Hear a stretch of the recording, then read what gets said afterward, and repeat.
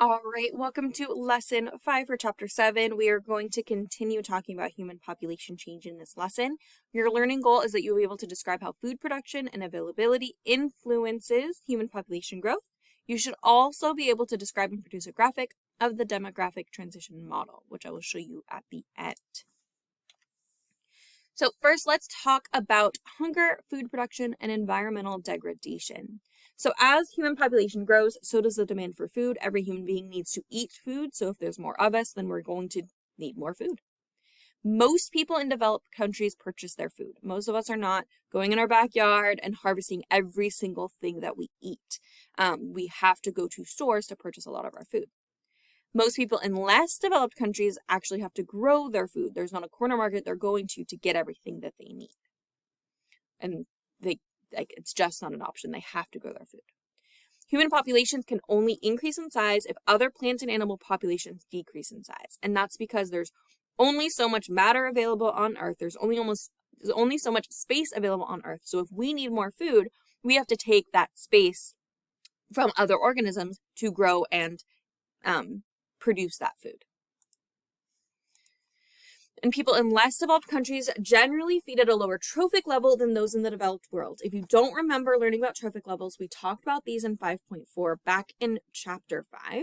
And that is, producers are way at the bottom, and then we go up to our primary consumers, which is our herbivores, and then up to secondary consumers. And every time you go up a level, 90% of that energy is lost as heat, and you only go up 10%. So for whatever biomass, the amount of plants in an ecosystem, if you have 100, only 10% of that can go up to herbivores. So there's way more energy available at the plant level than at the next level. So people in less developed countries have to eat plants themselves instead of feeding the plants to animals and eating the animals because they need the energy. So yes, even if you're eating an animal, you are getting energy from that animal. However, you have to grow so much plants or so much food for those animals that you are losing some of that energy as heat. When we choose to feed plants to animals to eat the animals, only 10% of the energy from the plants can make it to the next trophic level, so make it to those animals. So you're giving up 90% of the energy. So instead of losing that 90% of the energy as heat, many people in less developed countries have to eat at that trophic level instead, because to survive, they need to eat something. So this is a graphic showing that 100 kilograms of grain would turn into 100 kilogram of cow, which can feed one person. That is 1 kilogram of people. We're going up by 10%. 90% of that energy or that biomass is lost to heat. Whereas if you're just feeding that 100 kilograms of grain to people, it could support 10 kilograms of people, because we're not losing that energy as heat.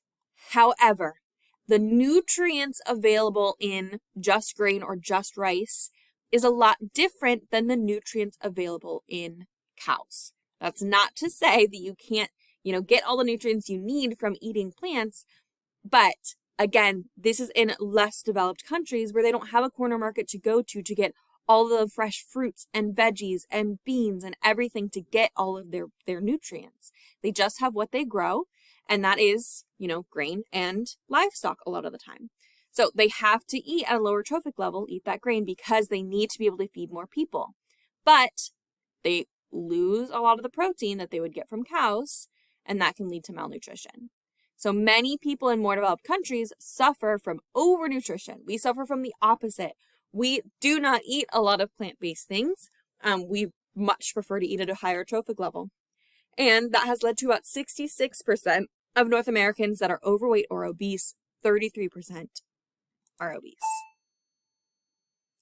So hunger, food production, and environmental degradation continued. In countries where food is in short supply, agricultural land is being exploited to its limit, and there is still a need for more food. Many more developed countries are net food exporters, and improved plant varieties and agricultural techniques have dramatically increased food production in some parts of the world. Political activities such as war, repayment of foreign debt, corruption, and poor management often determine food availability. And solving the problem of food distribution is not an easy question. There is enough food in the world to feed all of the people, but it's getting the food to the people. And humanitarian food aid provides an excellent service. They're feeding people who need it. However, it is only a temporary relief of symptoms. It's not solving the problem because that food will continuously need to be brought in. It works against self-reliance, which should be the goal, that every country can support itself so that they can be self-sufficient. All right, so our last idea of this lesson is the demographic transition model. And this is a model that describes changes in population growth rates based on the historical, social, and economic development of Europe and North America. Again, this whole idea is based on what we have seen in Europe and North America. So initially, countries have a stable population with high birth and death rates. Then we see improvements in food production, healthier living conditions. That causes the death rate to fall, but the birth rate remains high and the population grows. The next step is that we have technological development and economic well-being that improve and the birth rate falls because, again, there's more medical care and there is higher economic well-being of women, then we're going to see lower birth rates. Eventually, the birth rate will fall enough to equal the death rate and the population stays stable with a low birth rate and low death rate. This is a comfortable model because it suggests that eventually these countries that are going through industrialization will have population stabilization. However, again, this was based off of Europe and North America which both had a lot of resources available to them. And these resources are no longer abundant and human population is growing a lot faster than before.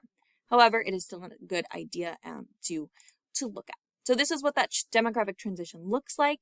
So high birth rate, high death rate at the beginning, stable population though. It's just high of both and it's a lower population.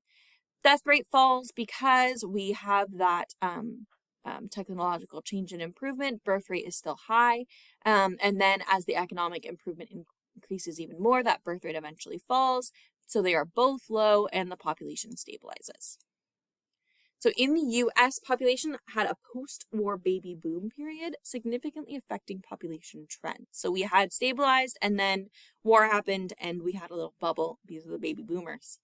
So from 1947 to 1961, birth rates were much higher than today. People just wanted to have all the babies after the war. This created a population bulge, and as members of this group raised families, they had significant influence on U.S. population growth trends, hence, the thanks boomers trend. Legal and illegal immigration significantly influences future population growth trends as well. So this is that the baby boomers. So as the years have gone, so 1980 is when they were all having their babies. 2000, maybe still popping out a couple more babies, and now they are, aging out of being in their reproductive age. All right, if you have any questions, please let me know, and I will see you in the next one.